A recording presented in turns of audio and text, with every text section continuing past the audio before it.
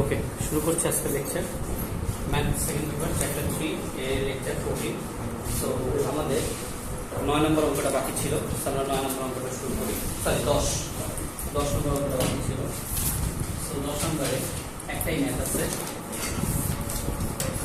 এখন 10 নম্বরের ম্যাথটা অনেকবার পরীক্ষায় আসছে। তো এখানে একটু এক্সেপশনাল ম্যাথটা। এখন কি বলছে দেখি, যে a, b belongs to R। তাহলে ফার্স্ট অফ অল খেয়াল করো, a, b belongs to R এই কথাটার মানে কি? রিয়েল নাম্বারকে বিলং করে, a আর b রিয়েল নাম্বার হবে। এবং a square plus b square equals to 1। আচ্ছা, আরেকটা হিন্টস দেয়া আছে, a square plus b square equals to 1। এটাকে আমার কাজে লাগাই। এরপরে বলেছে দেখাও যে x এর একটি বাস্তব মান 1 minus ix divided by 1 plus ix is equals to a minus ib সমীকরণকে সিদ্ধ করে। তাহলে এই লাইনটার মানে x এর একটি বাস্তব মান, তার মানে x এর একটি মান আমাকে বের করতে হবে। আমরা দ্বিঘাত সমীকরণ শিখছি না? একটু কথা এদিকে তাকাই। ধরো x square minus 6x plus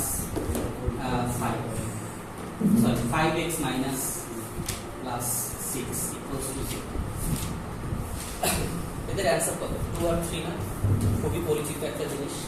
তাহলে আমি যদি বলি x is equals to 2, যদি আমি বসাই x equals to 2 যদি এই সমীকরণে বসাই, তাহলে এই মানটা কি হয়ে যাবে?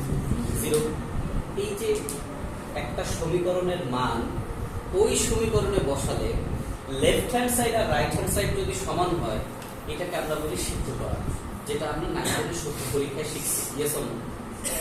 কথাটি বুঝতে পারলাম? তাহলে এখন এই অঙ্কতে আমাকে x এর একটা মান বের করতে হবে যা 1 minus ib divided by ix divided by 1 plus ix equals to a minus ib। এটা হচ্ছে আমার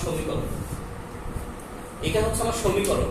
যেই সমীকরণকে সিদ্ধ করবে কে? x এর একটা মান। সেই মানটা আবার কেমন হতে হবে? প্রশ্ন করো। বাস্তব মান হতে হবে। তার মানে সেখানে কোনো কাল্পনিক অংশ থাকতে পারবে না। কথাটি বুঝতে পারছো? তাহলে তিনটা জিনিস। ফার্স্ট অফ অল এডি নিয়ে আমরা কাজ করব, যেখানে এডি হচ্ছে রিয়েল নাম্বার। একটা সমীকরণ দেয়া আছে a square plus b square equals to 1, এটাকে আমরা কাজে লাগাবো। এখন x এর একটা বাস্তব মান বের করতে হবে, যে বাস্তব মানটা আমার এই প্রদত্ত সমীকরণকে সমাধান সিদ্ধ করছে। বুঝতে পারছেন সিদ্ধ করা মানে? বা তাহলে আমরা শুরু করব আমাদের প্রদত্ত সমীকরণ। গিভেন আমাদের প্রদত্ত সমীকরণ হচ্ছে 1 minus ix divided by 1 plus ix equals to a minus ib। আমরা আর গুণ করে দিই, এছাড়া আমাদের করণীয় কিছু নাই। 1 minus ix is equals to a minus ib multiplied by 1 plus ix। ঠিক আছে? এখন আমরা গুণ করি, গুণ করার পরে আমরা সেটাকে পক্ষান্তর করি। সো গুণ যদি করি আমরা 1 minus ix equals to a plus iax minus ib minus I square bx। ঠিক আছে? এখন i স্কয়ার মানে কত? মাইনাস 1। তাহলে এটা কি হয়ে যাবে? i minus 1 minus ix a plus iax minus ib, এটা কি হয়ে যাবে? Plus bx। রাইট? এখন x সংবলিত সবগুলোকে কি একপাশে করা উচিত, কারণ আমরা x এর মান বের করব। ফাইন, তাহলে আমরা এইটাকে এই পাশে লিখি a plus iax minus ib plus bx minus 1 plus ix। so x common নিলাম, x কমন নিলে ia plus b plus i, x common নিলাম। আর এই পাশে কি থেকে যাচ্ছে? মাইনাস 1 এই পাশে হয়ে গেছে প্লাস 1, আর মাইনাস i এখানে হয়ে যাচ্ছে প্লাস ib, আর এখানে থাকছে মাইনাস a। দেখো ঠিক আছে কি? ঠিক আছে? আচ্ছা, তাহলে এখন এই অংশে আমরা i সংবলিত পদ দেখতে পাচ্ছি দুইটা। তাহলে এখানে আমি যদি x সেকেন্ড ব্র্যাকেট দিয়ে b প্লাস i কমন নিই, তাহলে a প্লাস 1 আমরা লিখতে পারি। এবং এখানেও আমরা 1 মাইনাস a প্লাস ib এভাবে লিখতে পারি। এভাবে লিখলে সুবিধাটা কি হলো, বাস্তব অংশ আর কাল্পনিক অংশ আলাদা আলাদা করে লিখলাম। এখন এখান থেকে আমরা x is equals to 1 minus a plus ib divided by b plus I into a plus 1 লিখতে পারি পারি কি? এবং আমরা একদম জটিল সংখ্যা যখন প্রথম শুরু করেছি তখন শুরুতে আমরা কি বলেছিলাম, এই ধরনের ভগ্নাংশ যদি থাকে সেই ভগ্নাংশ থেকে আমাদের সরল করার জন্য আমরা হরে যা থাকে সেই হরের অনুবন্ধী দ্বারা লবহরকে গুণ করি। তাহলে কি বুঝতে পারছি, হরের অনুবন্ধী দ্বারা লবহরকে আমরা গুণ করি। তাহলে হরে রয়েছে b প্লাস সামথিং, তাহলে আমরা 1 minus a plus ib b minus I into a plus 1, similarly b plus I into a plus 1, b minus I into a plus 1 তারা গুণ করি। সো নিচে হরে ডেফিনেটলি এটা b square minus I square into a plus 1 whole square হয়ে যায়, right? আর লবে আমরা এটা ম্যানুয়ালি যেভাবে গুণ করা দরকার সেভাবে গুণ করে দিই, অর্থাৎ I 1 minus a into b into 1 minus a। আচ্ছা, এখানে জায়গায় ধরবে না, এটা এতটুকুর মধ্যে আমরা এটাকে এই পাশে লিখি। লবে 1 minus a into b minus I into a plus 1 1 minus a, then ib square minus I square b into a plus 1 divided by b square minus I square a plus 1 whole square। Okay, I square এর জায়গায় আমরা এখন নিচে কি বসাতে পারি, minus, তাহলে এটা কি হয়ে যাবে প্লাস, এবং a plus 1 হোল স্কয়ারকে যদি ভাঙাই তাহলে দেখো a square plus 2a plus 1। লবের দিকে তাকাই, লবে আমাদের এখানে b মাইনাস ab আছে, গুণ করলাম মাইনাস I, এখন a প্লাস 1টাকে আমরা 1 প্লাস a কল্পনা করতে পারি, 1 প্লাস a, তাহলে 1 plus a into 1 minus a, তাহলে কি আসবে 1 minus a square, 1 minus a square plus ib square, আর মাইনাস I স্কয়ারটা কি হয়ে যাচ্ছে plus b a plus 1। Yes or no? খেয়াল করো b স্কয়ার প্লাস a মানে a square plus b square equals কততে আসে প্রশ্ন 1, তাহলে আমি নিচে এখন 1 প্লাস 2a প্লাস 1 লিখতে পারি। ওকে ফাইন, খেয়াল করি এখানে b মাইনাস ab মাইনাস, এখানে খেয়াল করি এখানে আমাদের I এটাও আছে এটাও আছে I, তাহলে আমরা I যদি কমন নেই তাহলে 1 minus a square plus b square আসে। আচ্ছা, আর এখানে রইল প্লাস ab প্লাস b। ওকে, আচ্ছা, এখন নিচে দেখতে পাচ্ছি 2a plus 2, right? Plus ab minus ab কাটাকাটি গেল, b প্লাস b কি হলো 2b, রাইট? আর এখানে কি রইল মাইনাস I, মাইনাস I।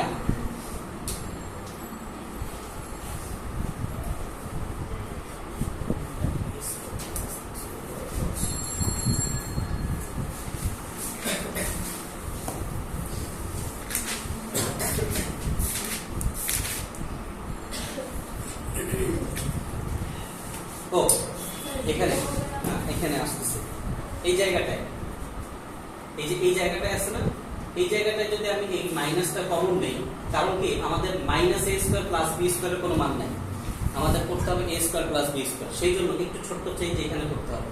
আমরা যদি এখানে মাইনাসটা কমন নেই তাহলে এই মাইনাসটা কমন নিলে এটা কি হয়ে যায় প্লাস, তাহলে এটা চেঞ্জ হয়ে যায় না, এটা কি হয়ে যায় a স্কয়ার মাইনাস 1। এখন আমরা যদি প্লাস I কমন নেই তাহলে এটা কি হয়ে যায় দেখো a square minus 1 plus B square, এখানে তার কোনো চেঞ্জ নেই আছে, খেয়াল করো এটুকু চেঞ্জ। তাহলে এখন দেখো a স্কয়ার প্লাস b স্কয়ারের জায়গায় কি বসাবো 1, তাহলে আমার এখানে এটা প্লাস 1 মাইনাস 1 রইল, রাইট। আর এখানে আমাদের আর কিছু চেঞ্জ এখানে কি আছে,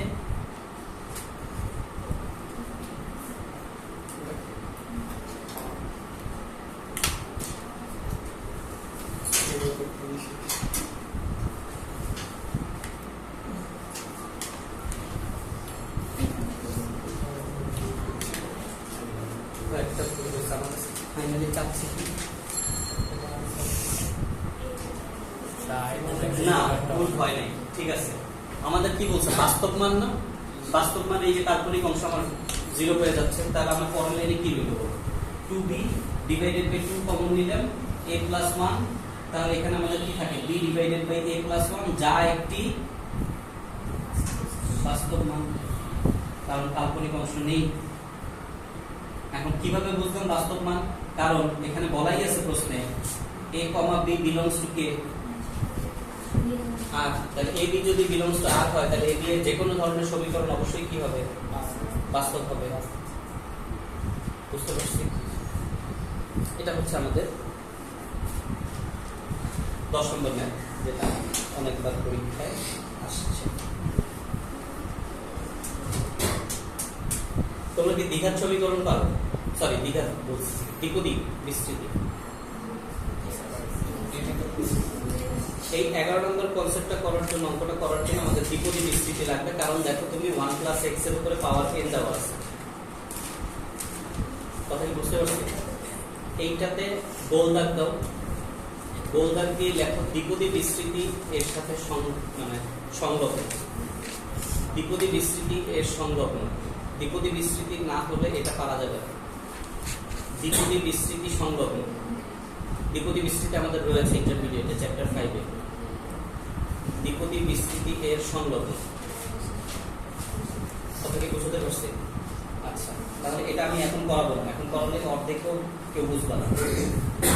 এখন আমরা 16 নম্বর অঙ্কটাতে যাই,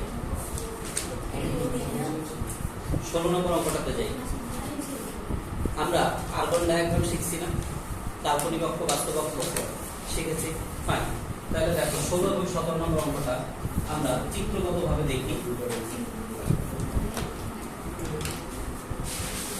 দেখো 16 নম্বর অঙ্কটা কি বলছে, আরগন চিহ্নের সংখ্যাগুলো স্থাপন করো। 16 নম্বর, তাহলে 2-3টা আমরা দেখি। তাহলে আরগন চিত্রটা কি, এরকম কার্টেসীয় স্থানাঙ্ক ব্যবস্থা, যেখানে এটা হবে বাস্তব অক্ষ এবং এটা হচ্ছে কাল্পনিক অক্ষ। কার্টেসীয় স্থানাঙ্ক ব্যবস্থার ন্যায় শুরু হবে এটা মূল বিন্দু থেকে, রাইট।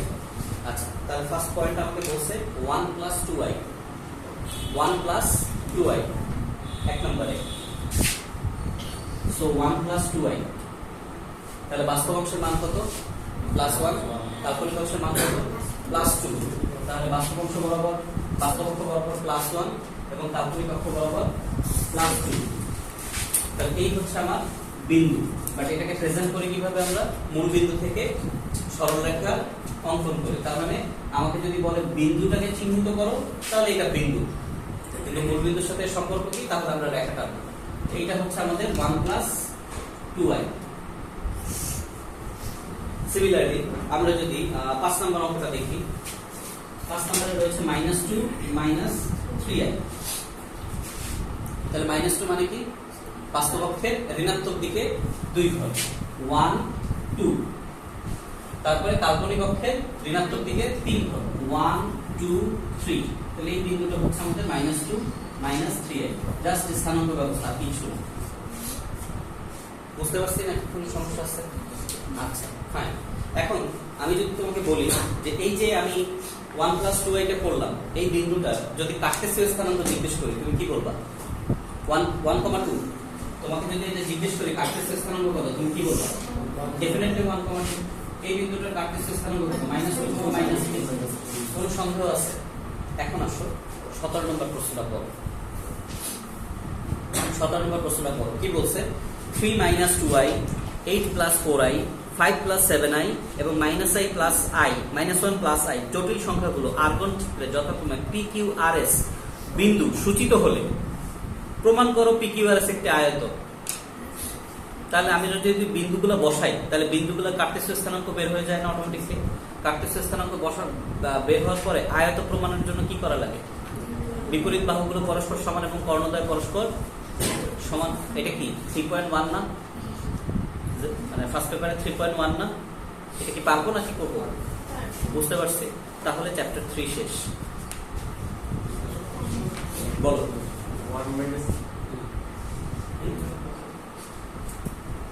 কত নম্বর লাইনে? প্রথম নম্বর লাইনে। হ্যাঁ বলো। এখানে বলতেছো 1 মাইনাস a, ফাইন। আমি যদি এখানে কি আছে দেখো, মাইনাস i, এখানে আছে a প্লাস 1। a প্লাস 1টাকে কি আমি 1 প্লাস a চিন্তা করতে পারি না? সাথে কি আছে? পরের লাইনে এটা কি হয়?